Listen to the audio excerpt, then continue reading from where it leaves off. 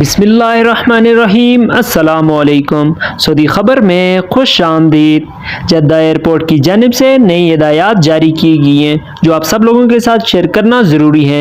ऐसे अफराद जो सऊदी अरेबिया में मौजूद हैं और वापस सऊदी अरब से अपने मुल्क जाना चाहते हैं, वो इकामा वाले हों, विज़िट वीज़ा वाले हों या फिर उम्रा ज़ायरीन हों, जो भी वापस अपने मुल्क जाना चाहते हैं, उन सब के लिए जद्दा एयरपोर्ट की जानिब से नई हिदायत जारी की गई हैं। इससे पहले लोग ये सोचते थे कि 1 घंटा घर से पहले निकलेंगे या 2 घंटे घर से पहले निकलेंगे और इतनी देर में हमारी बोर्डिंग होगी, ऐसे हिसाब लगा के जाया करते थे।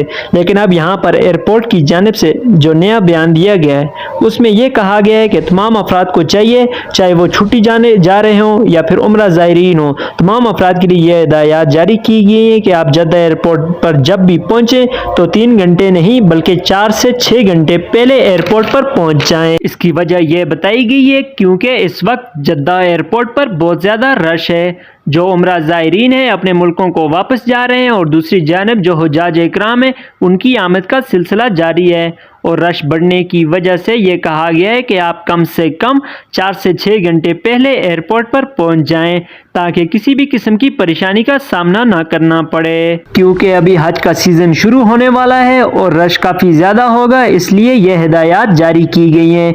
इंशाअल्लाह हुज्जाज इकराम की वापसी के बाद सब नॉर्मल हो जाएगा। वीडियो को अपने बाकी दोस्तों के साथ शेयर करना ना भूलें ताकि इन्हें भी इस किस्म की कोई परेशानी का सामना ना करना पड़े। वीडियो देखने का बहुत बहुत शुक्रिया। अगर आप भी सऊदी अरब के हालात व वाक़यात से बाखबर रहना चाहते हैं तो हमारे चैनल को सब्सक्राइब जरूर करें और घंटी के निशान को दबाना ना भूलें ताकि हमारी आने वाली नई वीडियो सबसे पहले आप तक पहुंचे। अपना बहुत सारा ख्याल रखिएगा। अल्लाह हाफिज़।